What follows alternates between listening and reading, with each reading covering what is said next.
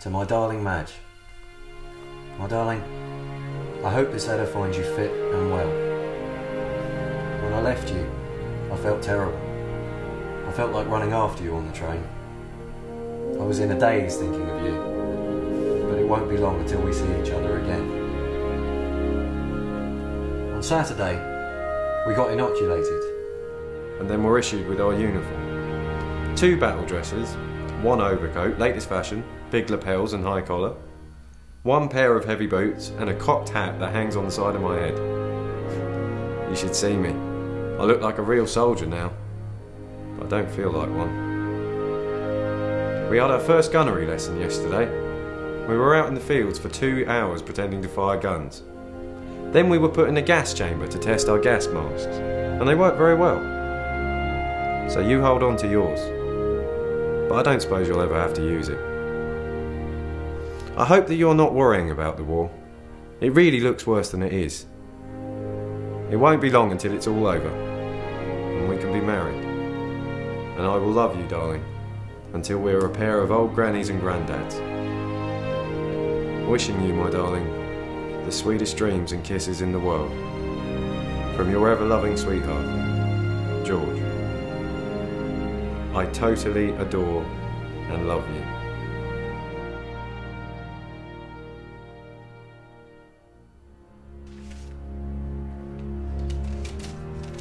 April 1940. Darling, I'm very sorry to disappoint you, but I will not be home on leave after all. All leave has been stopped. We are on double guard duty now, and we are supplied with real ammunition. I don't know if we will get sent overseas soon, but if we stay here much longer, all the boys here will go over on their own accord. If I get sent to India or Egypt, I would have to wait 6 months for any leave. That would be agony. I felt like crying when I read your letter. It reminded me of our old paradise, hilly fields. I thought of all the happy times we spent there. It seemed so long ago that we were so carefree and so happy. When I get a bit down, I just say to myself that it won't be long until we are married. The happiest sweethearts in the world. About my last letter. I'm sorry if you thought I was ordering you not to go dancing. That's the opposite of what I would ever want you to do. I just felt a bit jealous of the chaps you danced with. I don't care if you go to 1,000 dances, as long as you still feel the same about me as you always have. Remember, Madge, I shall always love you. Your ever-loving sweetheart, George.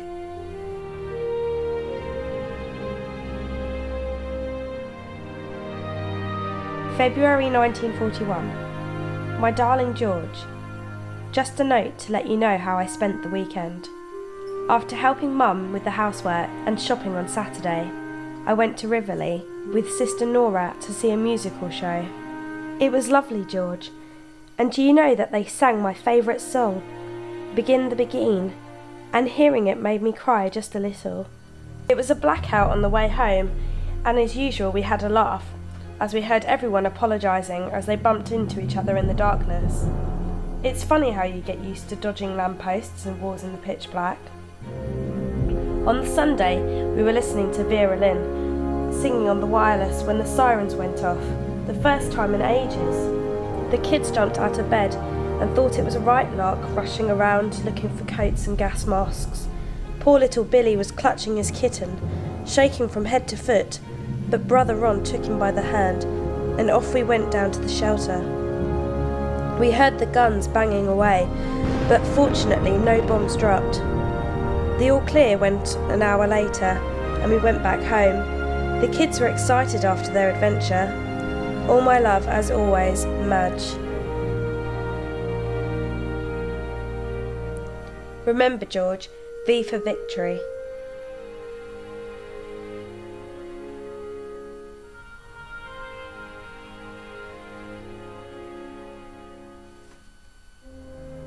March 1942. My darling Madge. Darling Madge, after 2 years of training and manoeuvres, they are finally shipping us out. We were about to aboard ship. And have been given a chance to write to let our loved ones know that we are well. When we have reached a final destination, our parents will be informed that we have landed safely. We will not hear from each other until then. I pray that you are getting along fine and keeping your chin up. Knowing that I have you to come home to is helping me to keep cheerful. Your ever-loving sweetheart, George. Oh, George.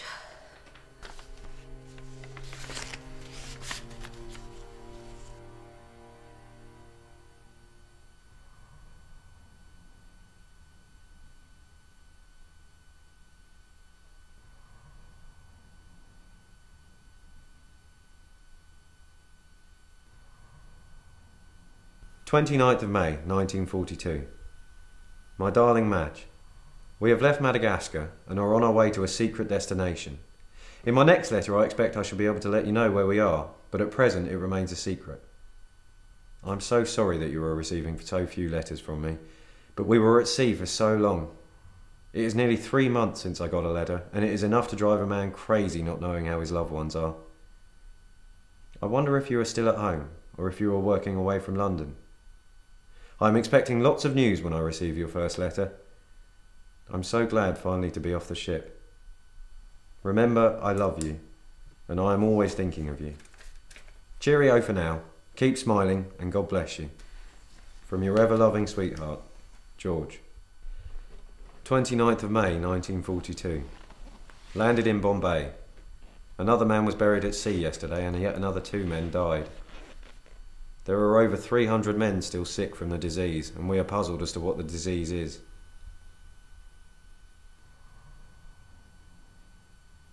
"9th of July, 1942.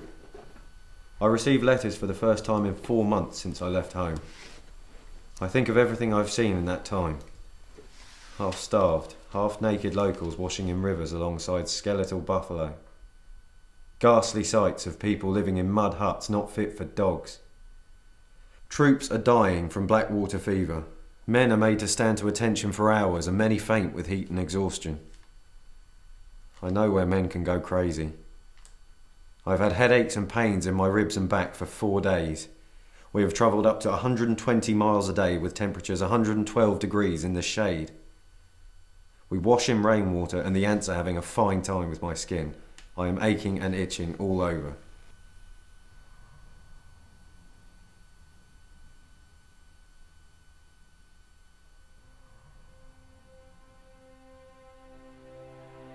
"10th of July 1944.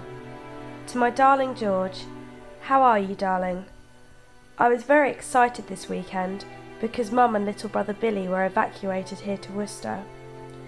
I have been working here in the munitions factory for nearly 2 years now, and although the other girls are good company, it is lovely to have family nearby now. I suppose it was only a matter of time before our home in London was hit, and last week one of those dreadful flying bombs came down nearby and shook the flat so hard that all the pictures fell off the wall and the toilet door came off its hinges. Well, Dad and the others are staying on for the time being, but Dad insisted on Mum and Billy getting out of London. Mum hates being away though. As we all know, there's no place like home. Your ever-loving Madge."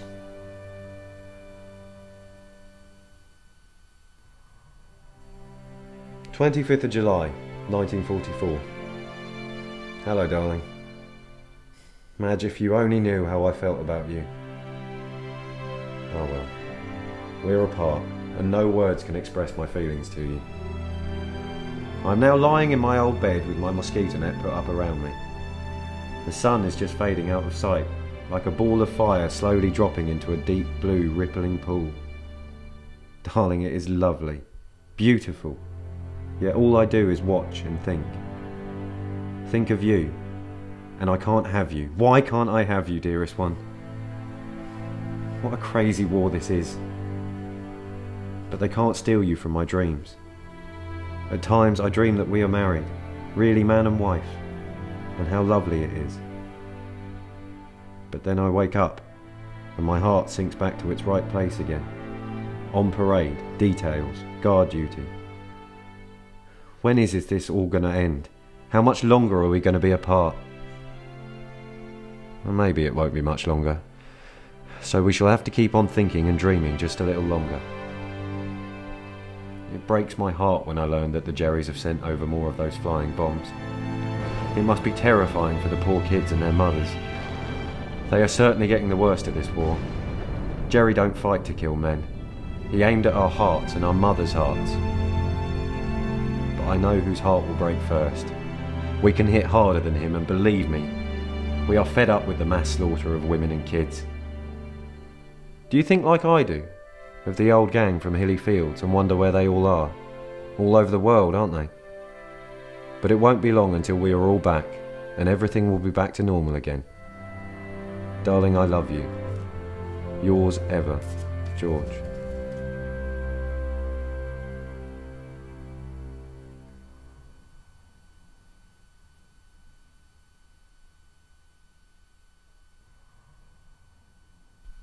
"26th of September, 1944. Hello, Madge, darling. I hope you're keeping well. I'm afraid I haven't been doing so myself. Yesterday I received the dreadful news that brother Jim has been killed. I could hardly believe it. I lay for hours wondering how the family would take it and what home will be like with one of the gang lost, never to be again. I shall never forgive the army and those Germans as long as I live. I am so pleased that I managed to meet up with Jim over here in June. We hadn't seen each other for years, and we spent a few hours together, talking about old times and planning our lives after the war. We agreed that we would have to get you to teach us all the new dances. But now it only leaves me and you to learn those dances. So when I get home, our first dance will be to your favourite song, Begin the Begin. I have to tell you that Jerry got me one day.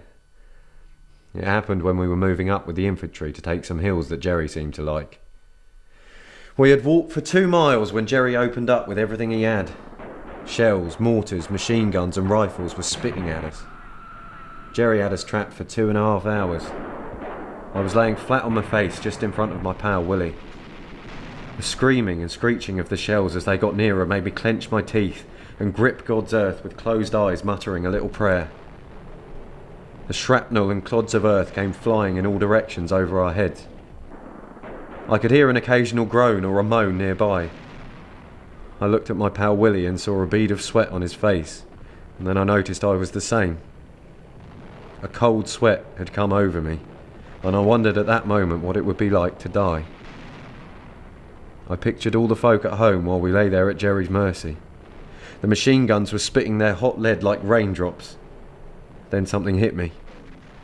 It felt as though someone had hit me with a sledgehammer.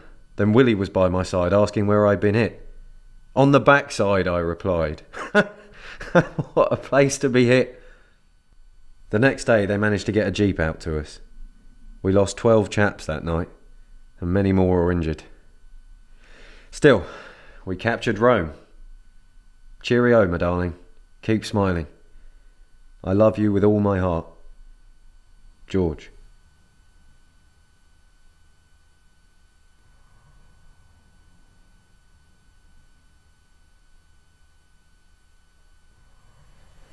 October 10th, 1945. Dearest George, I am so proud of you. A military medal. I know that you say that you do not want medals, and that money would have been more useful, but I shall be proud to say that I am married to George Scutt, MM. It is a small reward for all the time away from home, and all the things that you have been through. Just think, you have been away for 6 Christmases. Ireland, Hampshire, Persia, Palestine, Italy and Germany. But wherever you are this coming Christmas, it will be as a married man. Who would have thought that back in 1939 that we would still be waiting to marry in 1945? But it really won't be long now, darling. We have celebrated VE and VJ Day this year, but the real celebration will be when we are married, and you will finally come home. Yours forever, Madge.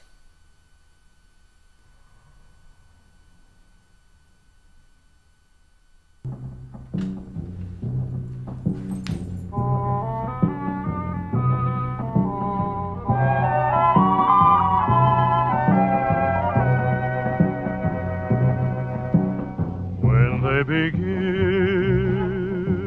the beginning, brings back the sound of music so tender. It brings back a night of tropical splendor. It brings back a memory evergreen. I'm with you once more under the stars. Down by the shore, an orchestra's playing. Even the palms seem to be swaying when they begin the beginning. To live it again is past all endeavor, except when that tune clutches my heart, and there we are swearing to love forever and promising never, never to part. What moments divine, what rapture serene, till clouds come along to disperse the joys we had tasted. And now when I